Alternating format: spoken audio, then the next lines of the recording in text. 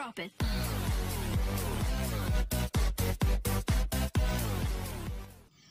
Assalamualaikum warahmatullahi wabarakatuh. Kali ini kita bertemu lagi dengan Ustazah dalam materi bab 3 pelajaran bahasa Indonesia kelas 8, yaitu yang pertama A. Mengidentifikasi informasi dari teks eksposisi. Agar kita mampu mengidentifikasi informasi dari sebuah teks eksposisi, terlebih dahulu kita harus memahami pengertian dan ciri-ciri daripada teks eksposisi itu sendiri. Yang pertama adalah pengertian teks eksposisi, yaitu merupakan teks yang bertujuan untuk menginformasikan suatu hal atau pokok pikiran yang bertujuan untuk memperluas pengetahuan pembaca. Anak Ustazah yang saya sayangi, selanjutnya kita mengetahui apa ciri teks eksposisi, yaitu ada 4. Yang pertama, teks bersifat non-fiksi, maksudnya adalah bersifat nyata atau bukan direkayasa atau dibuat-buat. Kemudian yang kedua, gaya bahasa bersifat informatif, maksudnya di sini adalah menginformasikan atau memuat suatu informasi. Kemudian ciri yang ketiga, tulisan tidak berusaha untuk mempengaruhi pembaca. Nah, ini maksudnya dia tidak bermaksud untuk mempengaruhi pembaca setelah membaca teks daripada eksposisi ini.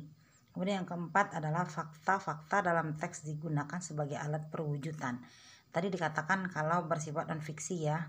Nah, itu maksudnya fakta-fakta yang ada di dalam teks ini merupakan alat untuk perwujudan suatu informasi. Jadi itu untuk Ustazah jabarkan ciri dan pengertian daripada teks eksposisi. Perlu kalian ketahui bahwa teks eksposisi sangat berbeda dengan teks argumentasi. Di sini bisa kita lihat kalau yang namanya eksposisi itu berusaha untuk menjelaskan atau menerangkan suatu pokok persoalan.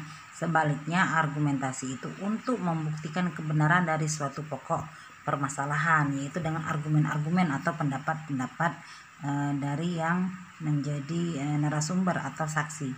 Kemudian dalam teks eksposisi penulis menyerahkan keputusannya kepada pembaca. Sedangkan dalam teks argumentasi penulis ingin mengubah pandangan pembaca mengenai suatu permasalahan yang dimaksud. Kemudian yang ketiga yaitu gaya penulisan teks eksposisi bersifat informatif. Tadi ya, bersifat informasi. Kemudian gaya ini berusaha untuk menguraikan sejelas-jelasnya tentang objek tulisannya. Oleh karena itu bahasa yang digunakan adalah bahasa berita. Jadi yang namanya eksposisi itu kebanyakan berupa berita yang sering dimuat di media massa.